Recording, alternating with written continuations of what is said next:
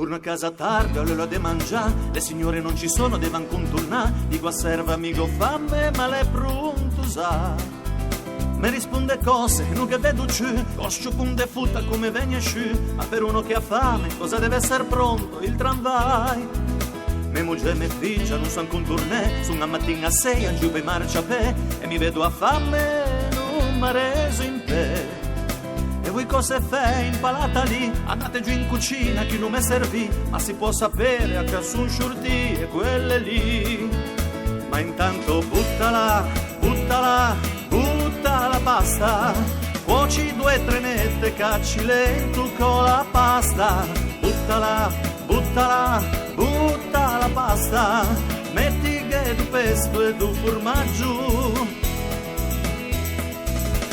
Quanto basta? Me moglie si incura, ma invasate show. E mi de corsa, me son preparò. Me son vestito e manco a faccia me son lavò.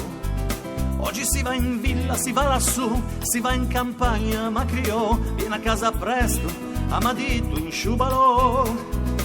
Tu per sta villa, ma che villa l'è? Vinga adesso inside e ci non se ne può. Dicono è l'acqua che fa le zanzare, ma ricordo che l'anno scorso di acqua non ce n'era più, se pigiavamente in paese un po' più in su, l'acqua non c'era ma senza che ne ancunde ciù.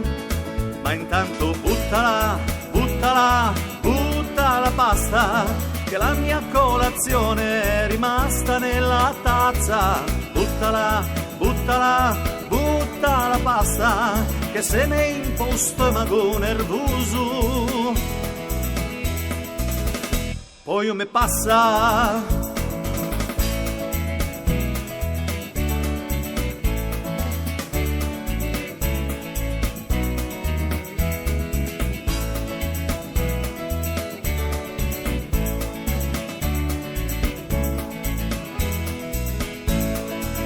Ma intanto buttala, buttala, butta la pasta, cuoci 2 trenette, cacci lento con la pasta. Buttala, buttala, butta la pasta, metti che du pesto e du formaggio, quanto basta.